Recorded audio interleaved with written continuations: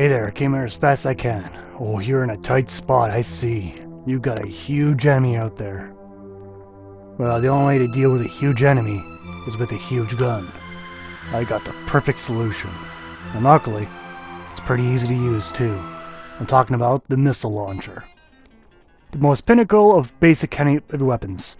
When you think of heavy weapons, you think, well, an RPG. Well, this is the closest thing you can get to an RPG. It has the same accuracy, same damage, and same ease of use, for lack of better words at the moment.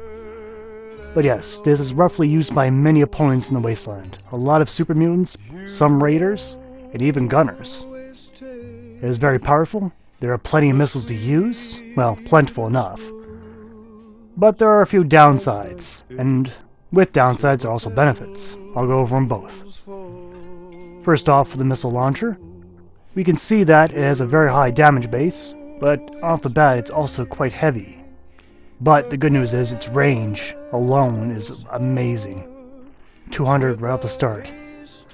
So in the beginning it's a single fire variant, which has its tropes, makes it the easiest to fire of all the different categories we'll cover. But for the most part, it is pretty much an RPG. Treat it the same way as you would in a Call of Duty or Battlefield, etc. game. It's a one shot, so if you miss, or if you've used it in close quarters, it can be troublesome. But enough of that. Now, since I'm not going to use a rocket launcher in my enclosed range, I set up an improvised one outside. Now, I set up a good long range. That looks like a good 200 meters, roughly. I didn't really count that. Now, the iron sights could be better. I don't like how they're set up. They aren't really friendly for long targets. We can see the first shot hit, reloads relatively quick. Line up the second shot, pull the trigger, and it's very accurate, as we can see. We have no question about the rock repellent accuracy. Now, I do have my heavy gunner perk all the way leveled up, so damage will be at full value. Now, in terms of customization, we got a bit of limited options here, but however, we can choose how those limited options are like. They're all quite different. You can have more weight, but more firepower, or less weight and less firepower. Now you see all these upgrades don't actually increase its damage value. You simply get more shots. That's how this gun works. You always do 340 at max value. Nothing will change that unless it's legendary. But in terms of which one's better, we'll try both. Because I'm not really too familiar with the weapon myself. I used it a little bit, but not extensively. But to my understanding, it tropes just about every enemy in the game. Now for scopes, well, we have sights or a lock-on targeting computer. Now I can't really test the targeting computer here. I'll equip it anyway just to see how it looks, but I'll need to actually use this in combat, which I will. Don't worry about that. I will get there. But for the scope, I'll try that also after this next test. Now for muzzle, you got two options. A bayonet. Why would you put a bayonet on this thing? Why are you aiming this at someone in close quarters? It's just a bad idea. If you're that close to the enemy, you shouldn't be using this weapon at all. Why would you put a bayonet on a rocket launcher? Let's go with the stabilizer, or nothing at all. The stabilizer is a good idea. Better accuracy, though it actually seems to be pretty fine without it. So with the triple shot, we'll just line up. The targeting computer, again, just has a plain iron sights on it. Yep, very nice. And a very quick reload. I think that's actually faster than the single shot.